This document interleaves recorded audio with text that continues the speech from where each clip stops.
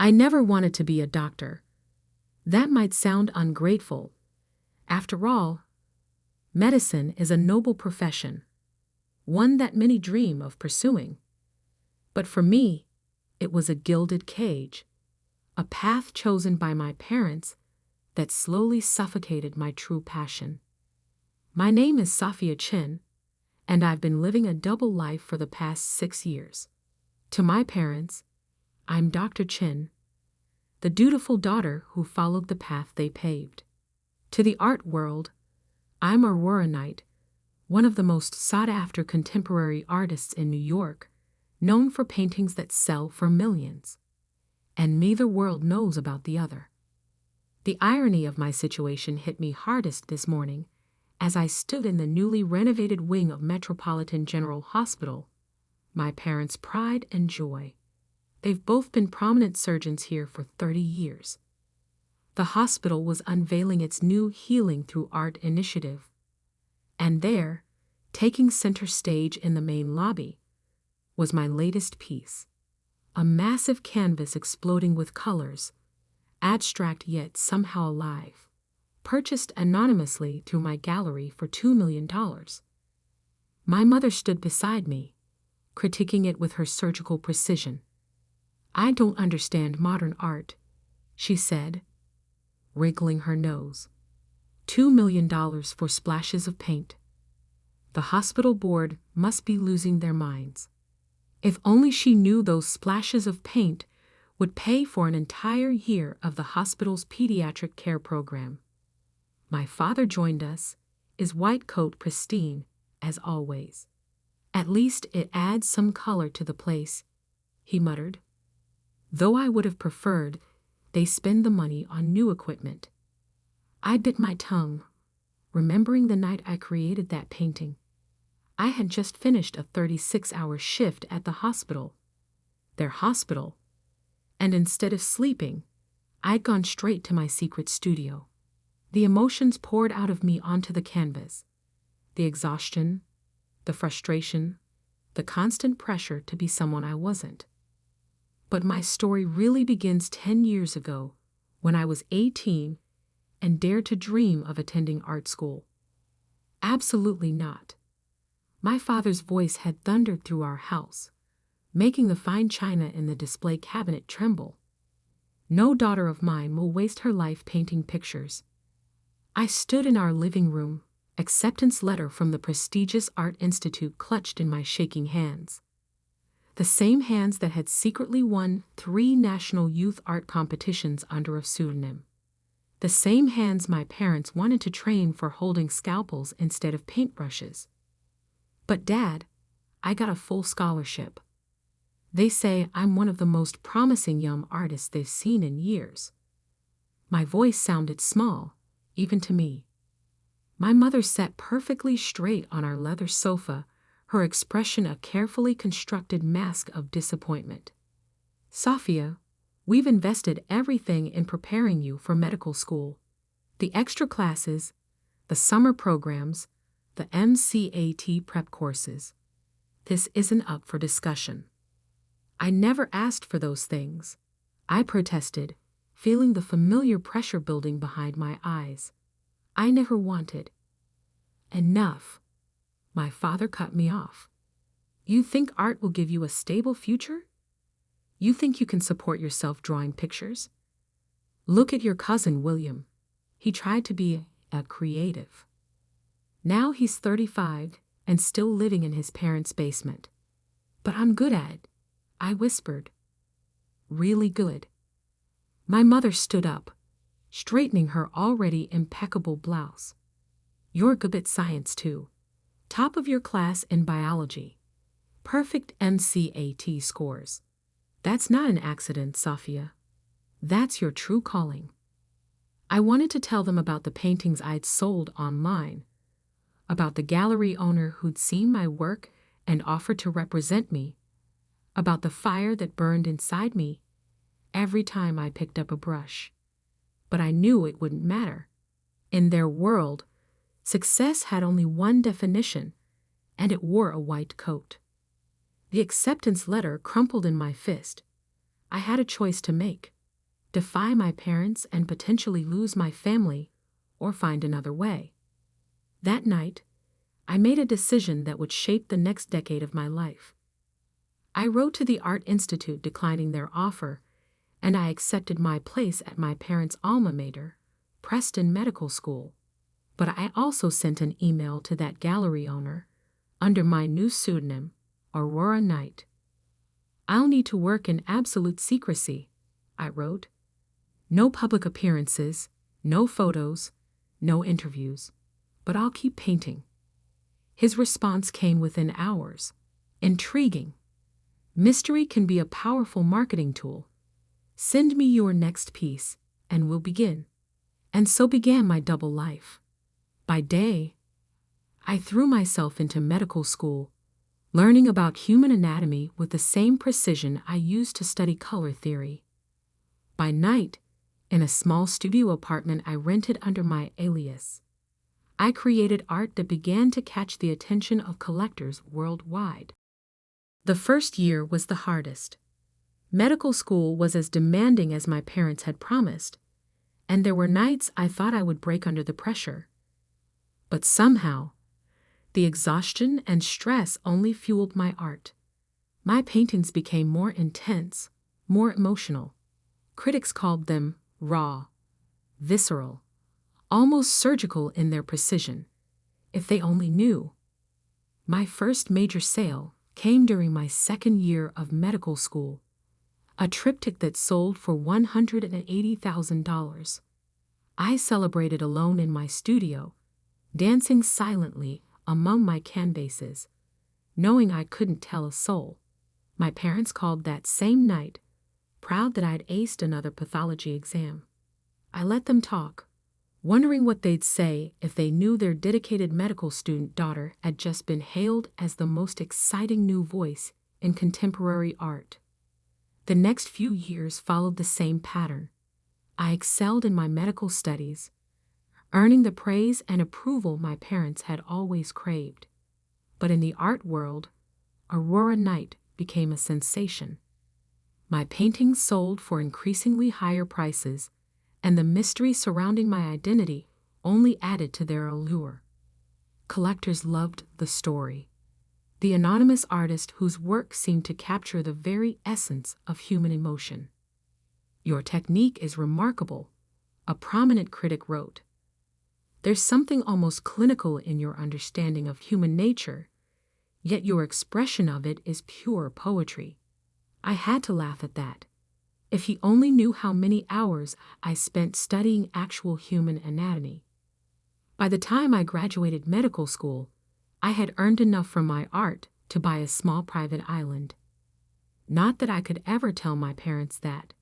Instead, I dutifully accepted a residency position at their hospital, Metropolitan General, while maintaining my secret studio across town. The balancing act was exhausting, but something unexpected happened.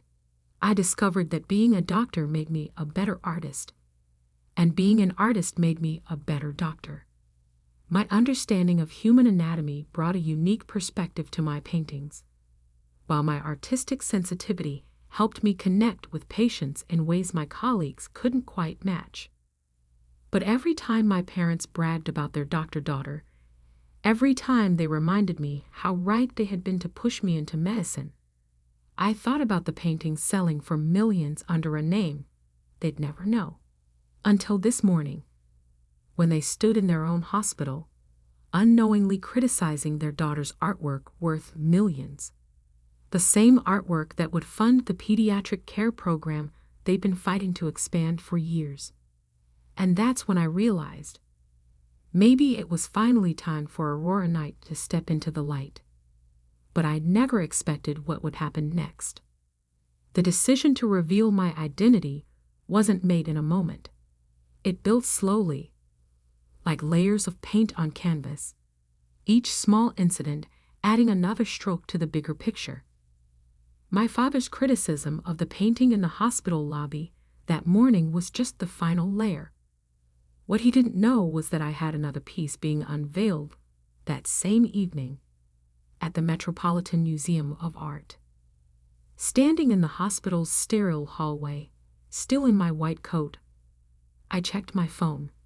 3 missed calls from Marcus, my gallery owner. A text message flashed across the screen. Major problem with tonight's unveiling. Need to speak ASAP.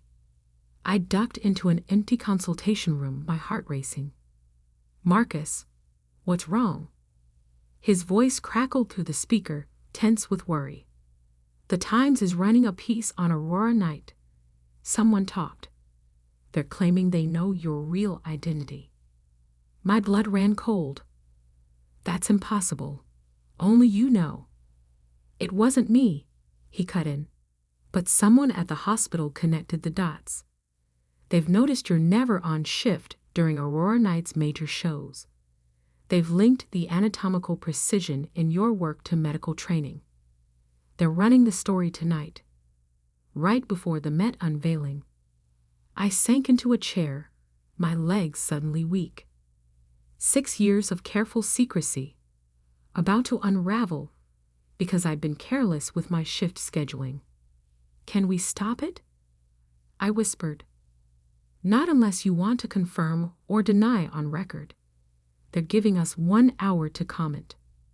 Through the consultation room window, I could see my parents in the distance, doing their rounds together as they had for 30 years.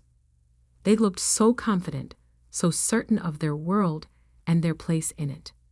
I'll call you back, I told Marcus. I had spent years maintaining this divide, the dedicated doctor-daughter and the mysterious millionaire artist. But trying to keep these worlds separate had become like trying to keep oil and water from mixing by sheer force of will.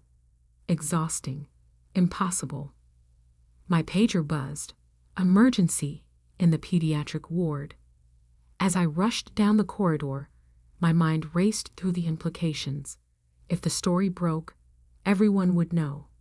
My colleagues, my patients, my parents.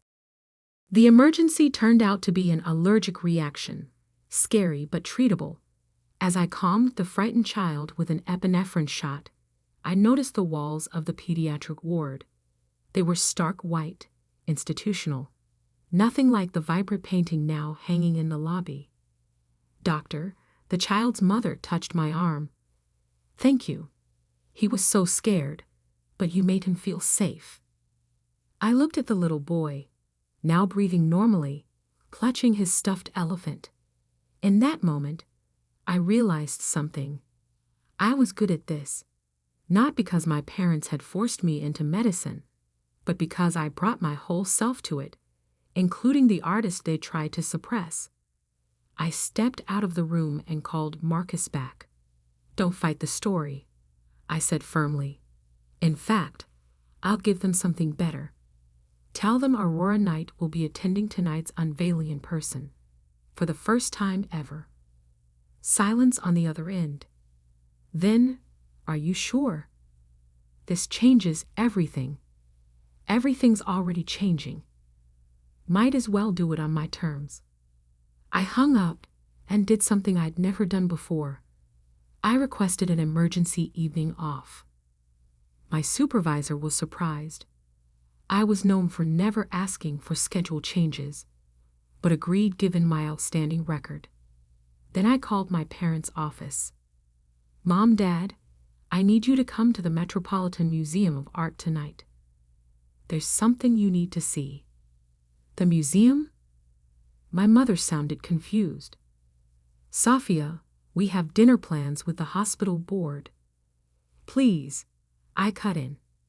This is important, more important than dinner plans.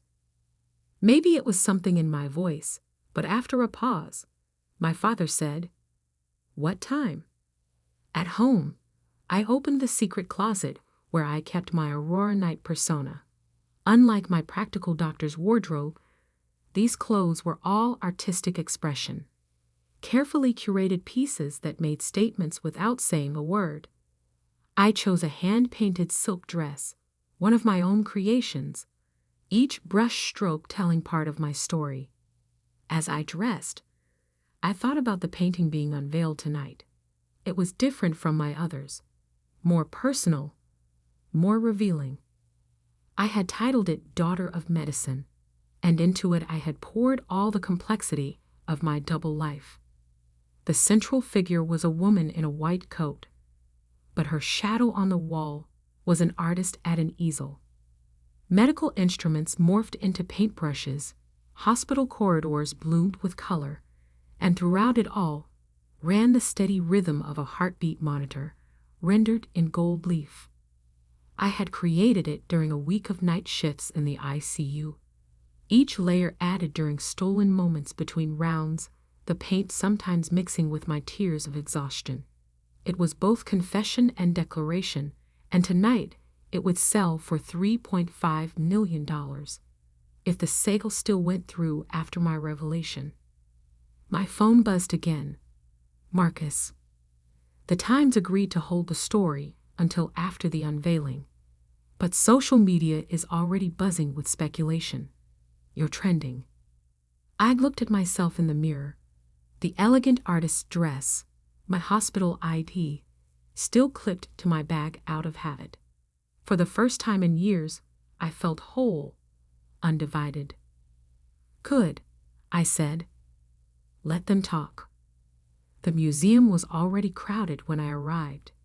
The unveiling was the social event of the season, made even more exciting by rumors that the mysterious Aurora Knight might actually appear. I spotted my parents near the entrance, looking uncomfortable and out of place in their business attire. They hadn't seen me yet. Behind them, under a velvet drape, waited my painting, my truth. In less than an hour, everything would change. Marcus appeared at my elbow, looking nervous. The press is here in force. Last chance to back out. I shook my head. Not this time. The museum director approached the podium, tapping the microphone. Ladies and gentlemen, welcome to this historic evening. I began moving through the crowd toward my parents, my heart pounding but my steps steady. Years of hospital emergencies had taught me how to stay calm in a crisis. The director was still speaking, and we are honored to announce that tonight, after 6 years of mystery, the artist known as Aurora Knight. I reached my parents just as the velvet drape began to fall.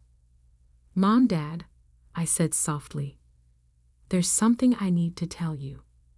They turned, their eyes widening as they took in my appearance. So different from their proper doctor-daughter. Behind them, the painting was now fully revealed, and gasps rippled through the crowd. I'm Aurora Knight. The words hung in the air between us as camera flashes exploded around us. My mother's face went pale, my father's jaw clenched, and in their eyes, I saw something I had never seen before, complete and utter shock. But before they could respond, before they could process this revelation, something happened that none of us expected. Something that would turn this already momentous evening into a night that would change not just my life, but the entire art world forever. The silence lasted only seconds, but it felt like hours. Then chaos erupted. Camera flashes exploded around us like strobe lights. Reporters shouted questions. The crowd surged forward, everyone trying to get closer to the newly revealed Aurora Knight. But I couldn't look away from my parents' faces. My mother's perfectly maintained composure cracked first. This is impossible, she whispered. You're a doctor. I'm both, I said quietly, even as the crowd pressed closer. I've always been both. Then something unexpected happened. Dr. James Morrison, head of the hospital board, pushed through the crowd. His face was flushed with excitement. The painting in the hospital lobby, he blurted out. The one we just unveiled this morning. That was you. I nodded. His next words changed everything. We have to pull out of the purchase. We can't possibly accept a $2 million donation from one of our own residents. The reporters went wild. Headlines were already forming. Dr. Artist secretly donates millions to own hospital. But my father's voice cut through the chaos. Donation? He turned to Dr. Morrison. What donation? Dr. Morrison looked confused. The purchase price of the lobby painting. It was returned to the hospital as an anonymous donation, earmarked for the pediatric care program. We thought some wealthy benefactor. His voice trailed off as understanding dawned. My father turned back to me, his face unreadable. How many other paintings? How much? 38 major pieces. Marcus stepped in, ever the efficient gallery owner. Total sales approaching $40 million. Aurora Knight is the most successful artist under 40 in the contemporary art world. My mother swayed slightly.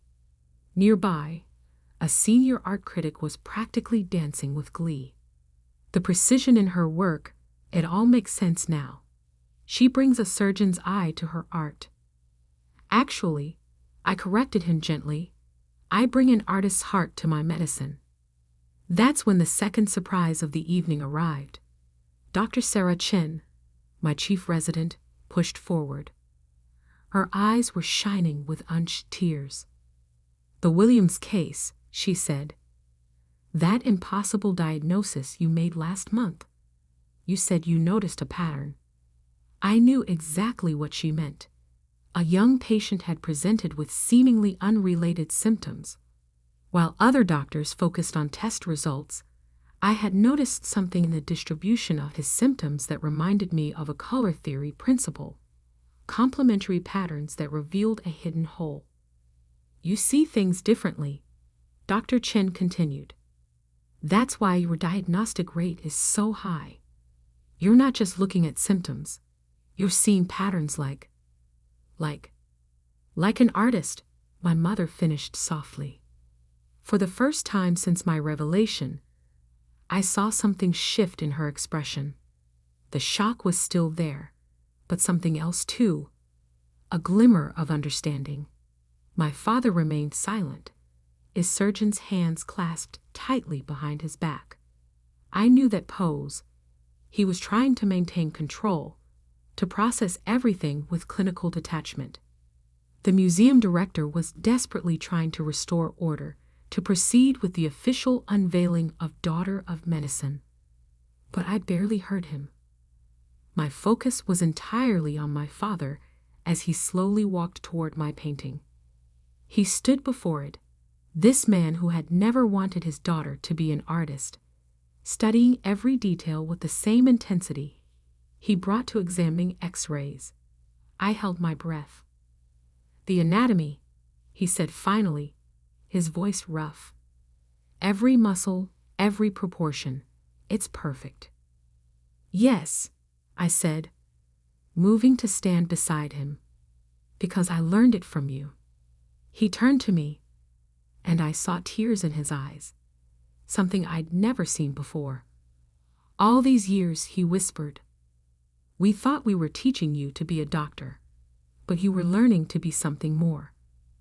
My mother joined us, her hand finding mine. The painting in the hospital, she said. You didn't just donate the money. You chose that spot in the lobby because it's where you both stop every morning. I finished. I wanted to bring some beauty to your daily routine, even if you didn't know it was from me. The cameras were still flashing, reporters still shouting questions, but in that moment, it was just us, a family seeing each other clearly for the first time. Marcus approached cautiously. Sophia, the buyers are waiting. The bidding for Daughter of Medicine has already exceeded the asking price. They want to know if you'll still sell. Now that? No, my father interrupted, surprising us all. He turned to face the crowd, his voice carrying with the authority of 30 years in surgery. This painting belongs in the hospital, next to the other one, where everyone can see what happens when you don't force someone to choose between two halves of themselves. Dad, I started to protest. It's worth millions. He smiled, and it was a smile I'd never seen before. Part pride, part regret, part wonder. So is my daughter. The story exploded overnight, of course. Doctor by day, millionaire artist by night, became a global sensation. The art world was fascinated by how medical training influenced my work. The medical community was intrigued by how artistic perception could enhance diagnostic skills. The hospital created a new program, integrating art therapy into patient care, with me as the director.